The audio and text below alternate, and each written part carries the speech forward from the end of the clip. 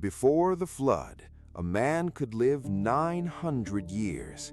He could watch his grandchildren grow old, build an empire that outlasted nations, pass down knowledge for 8, 9, 10 generations, all while he was still alive to correct the mistakes.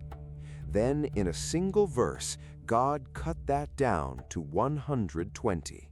Not a plague, not a war, a decree. And the reason has almost nothing to do with punishment and everything to do with something ancient, corrupted, and violent that had just entered the human story. If this is your first time here, welcome to Verse Unseen. This channel exists because most Bible content stops at the surface.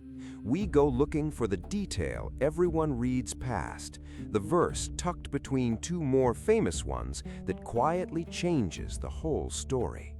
Genesis 6:3 is exactly that verse, and by the end of this video, you'll never read it the same way again. If that sounds like your kind of channel, subscribe now. This is the deep dive style we do every week. To understand why God shortened human life, we have to go back to what broke before the decree. Genesis 6 opens with a strange, almost throwaway line. The sons of God saw the daughters of men, that they were fair, and they took them wives of all which they chose. Ancient Jewish and early Christian interpreters, and later the Book of Enoch, read sons of God as a reference to divine beings, commonly called the Watchers, not human, not meant to cross into the human line at all.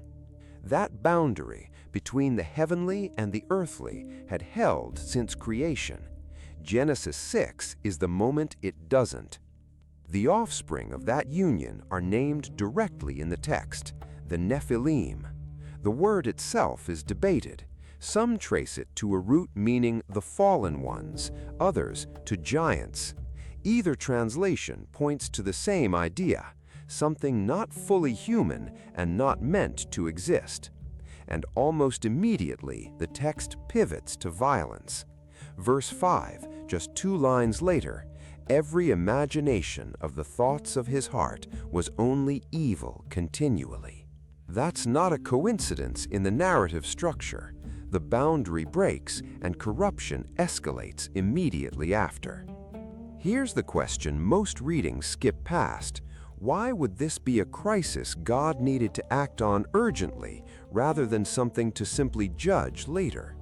Consider what an antediluvian lifespan actually meant for a hybrid line.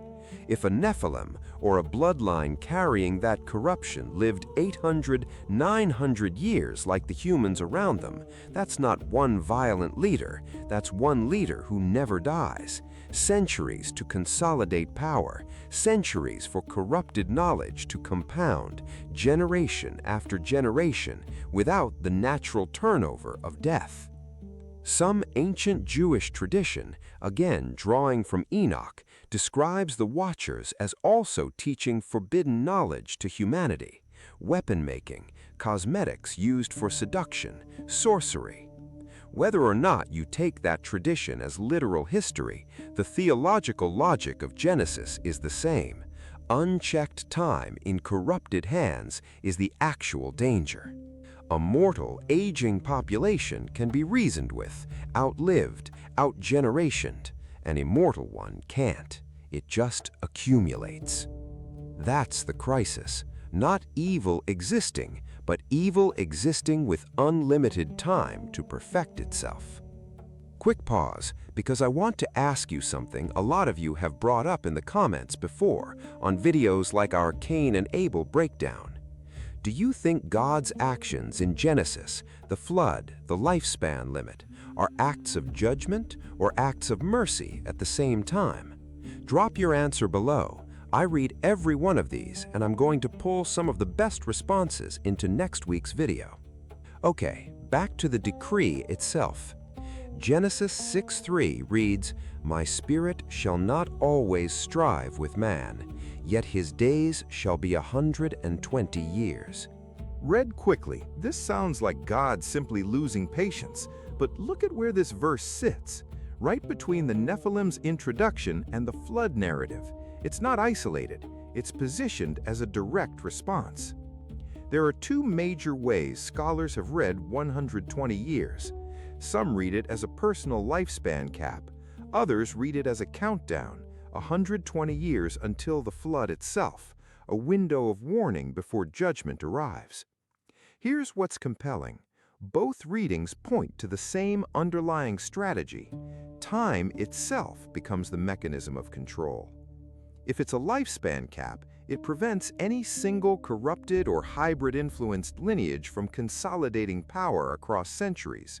No more permanent dynasties, no more accumulated evil with no natural reset. If it's a countdown to the flood, it's God building in a runway, a deliberate, generous span for repentance before the reset arrives. Either way, the message is the same. The unlimited window has closed. What used to compound for 900 years now has to work inside a single limited human life. This is where the story flips from tragedy to something closer to mercy. Near immortality doesn't just protect good people longer, it protects everything longer, including cruelty, tyranny, and corrupted power. A shortened lifespan isn't only a limitation on humanity, it's a limitation on evil's runway. Every tyrant eventually dies. Every corrupted dynasty eventually ends. Not because good triumphs dramatically every time, but because time itself runs out for it. That's not a small thing. That's a built-in reset button for human civilization, one the antediluvian world didn't have. And this connects directly to the flood that follows. The flood is the physical quarantine, removing the corruption already loose in the world. The 120-year decree is the temporal quarantine, making sure that kind of corruption can never again accumulate unchecked, generation after generation, the way it just had. Two safeguards, one era-defining event. Here's why this isn't just ancient history. Right now, serious money and serious science are being poured into life extension research, genuinely trying to push the human lifespan far past what we currently accept as the ceiling. Some researchers talk openly about defeating aging itself, not just treating disease. Whatever you believe about the Nephilim account historically, the pattern in Genesis 6 is worth sitting with. Unlimited time in human hands, even well-intentioned hands, has a way of compounding whatever's already there, good or corrupted. The ancient boundary in this story was never really about years on a calendar. It was about the danger of the unlimited. That question doesn't disappear just because the technology changes. So, was the 120-year limit a punishment? Based on everything we just walked through, I don't think that holds up. It looks a lot more like a firewall, a strategic, deliberate boundary drawn the moment corruption threatened to become permanent. If you found the detail in this verse as unexpected as I did, that's exactly what verse unseen is for, finding the line everyone reads past. Two things before you go. First, hit subscribe and turn on notifications. We're putting out a deep dive like this every week, and if you liked how we unpacked Genesis 6, you're going to want to see what we do with Genesis 3 next. Second, answer the question earlier in the comments: judgment, mercy, or both? I'll be reading and replying down there for the next 48 hours.